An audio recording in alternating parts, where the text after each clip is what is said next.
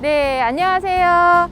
저는 스쿨 김영사 강사 박성주입니다. 한양도성의 두 번째 시간이에요. 한양도성은 세계에서 가장 크고 그리고 가장 오래된 도성이에요.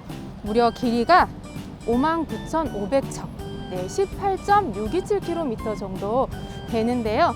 우리는 오늘 해발 125m로 세계의 산에 비해서 가장 낮아 외적으로부터 방어하기가 어려운 구조지만 높은 성을 쌓았기 때문에 한번 우리가 올라가 보도록 할 건데요. 낙산은 낙타의 등처럼 생겨서 낙타의 등을 닮았다고 해서 낙타산, 또 줄여서 낙산이라고도 합니다. 그리고 조선시대 때 궁궐에 우유를 조달하던 관청인 우유소가 산기슭에 있어서 타락산이라고도 불러요. 낙산 광장까지 올라가는데 천천히 올라가면 한 30분 정도 걸리거든요. 네, 우리도 소원을 빌면서 올라가 보도록 하겠습니다.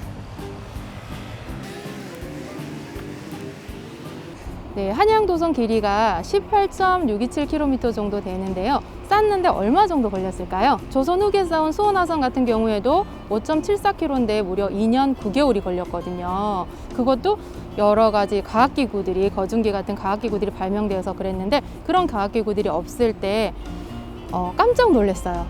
총 98일 만에 쌓았다고 해요. 지대가 높고 험한 곳은 4.5m 정도의 높이의 석성으로, 그리고 평지는 한 7.5m 정도의 토성으로 쌓았어요. 네, 한양도성을 총 600척씩 97구간으로 나눠서 천지, 현황, 천자문을 따서 이 구간을 정해주고 97구간을 나눠서 쌓게 했다고 합니다. 진짜 빨리 쌓는다. 네, 완전 초스피드죠. 그 정도로 태조가 이 한양도성에 공을 들였다고 해요. 무려 한양도성을 쌓는 구간 동안 7차례나 이곳에 나오셨다고 합니다. 예를 들어서 종묘 같은 경우에는 한 3차례, 사직은 한 1차례 정도 방문을 하셨거든요. 얼마나 공을 들였다라는지 그런 걸 통해서도 알 수 있을 것 같아요. 이게 부실공사지 않을까라고 생각을 할 수도 있죠. 네, 그거에 대한 증거를 또 한번 찾아보도록 하겠습니다. 자, 한양도성의 책임 시공의 흔적이 이렇게 보이고 있습니다. 이렇게 성돌에 글자를 새겨 놓은 거를 각자 성석이나 성벽 각자라고 하는데요. 이 한양도성에서는 280여 개 이상의 각자 성석이 확인되고 있습니다. 자, 여기에 이렇게 글씨를 보시면은 제일 잘 보이는 거 하나만 제가 한번 읽어보도록 하겠습니다. 절충 김수선이라고 적혀 있는데요. 네, 이 절충은 절충 장군을 줄여서 절충이라고 하는데, 무간을 뜻하고요. 정삼품 무간을 뜻하고요. 김수선은 이 총 책임자의 이름인 것 같아요. 네, 이 한양도성에는 이렇게 성돌에 이렇게 각자 성석을 새겨놨는데, 이걸 보고 한양도성의 축조 시기, 그리고 관직, 그리고 총 책임자의 이름 정도를 확인할 수가 있습니다. 자기의 이름을 걸고 한양도성을 쌓았기 때문에 굉장히 책임감 가지고 열심히 쌓았겠죠. 각자 성석은 우리가 지금 낙산 구간 올라가는 중간중간에도 있으니까 올라가면서 우리가 한번 찾아보도록 할게요.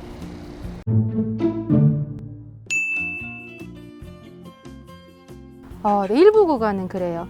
그러니까 한양도성은 지금 총 4시기로 나눠져서 복원이 되었는데, 첫 번째는 아까 말씀드렸던 대로 태조 때 전체적으로 공사가 이루어졌다면은 20년 정도 지나서 네 번째 세종 임금님 때 다시 한번 평지의 토성은 석성으로 교체하고 중간중간 무너진 부분을 다시 보수 공사를 했어요.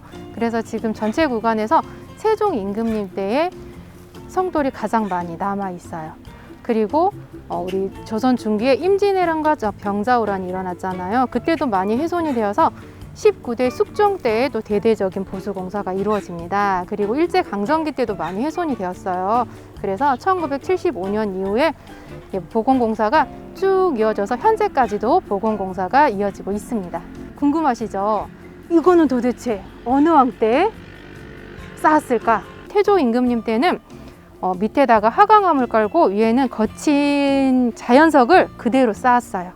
자, 그리고 세종대왕 때는 밑에는 큰 돌, 위에는 작은 돌로 조금 더 정교하게 다듬어서 딱 보면은 좀 직사각형 모양의 옥수수알처럼 생겼다, 네, 하시면은 세종대왕 때 쌓은 거고요. 그리고 숙종 때는 정사각형 모양의 지금과 비교해도 전혀 손색이 없을 정도로 굉장히 완성도가 높아요. 한번 찾아보실까요?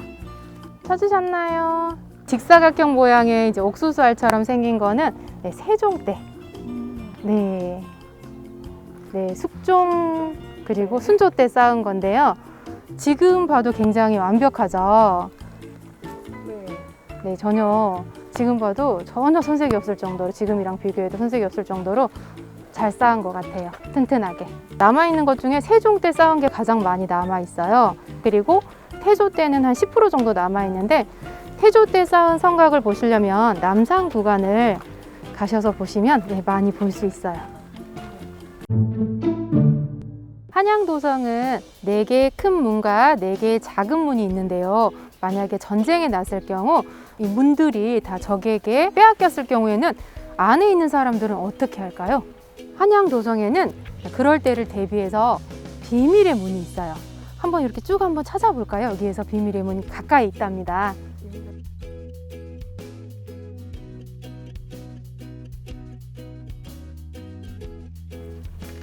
찾으셨죠? 네. 앞에 뭐가 있는데? 네, 맞습니다. 네. 이게 비밀의 문, 네, 앞문이라고 합니다. 한번 보실까요?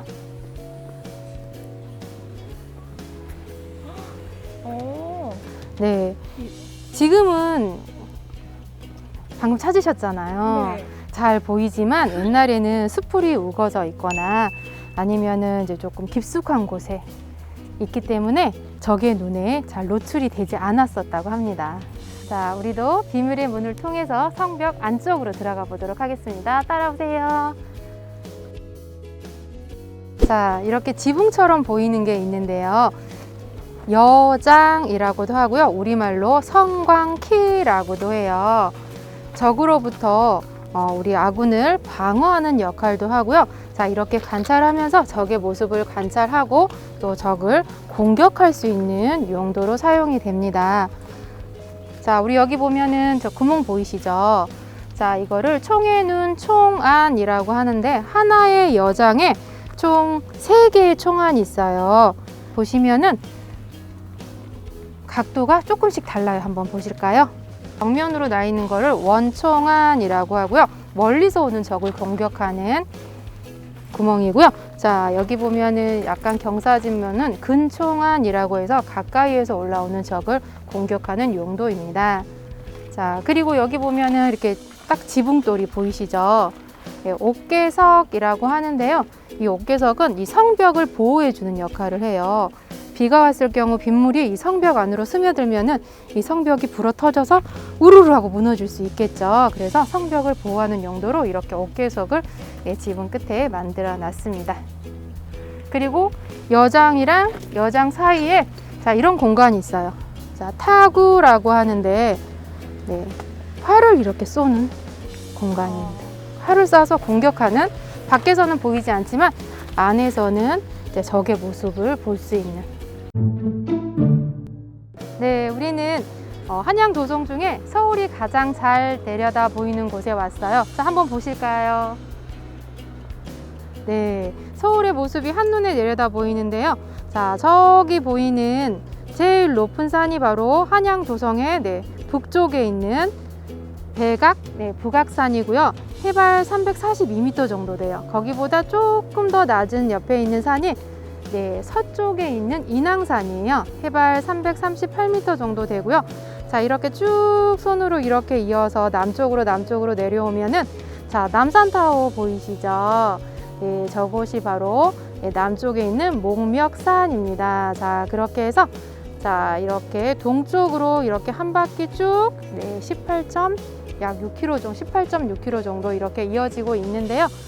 자, 한양도성 안쪽에도 작은 야트막한 산이 있는데, 저 산이 바로 응봉이에요. 자, 응봉 쪽에 자, 창덕궁, 창경궁이 위치해 있고 웅봉자락에 그리고 그 아래에 종묘가 위치해 있습니다.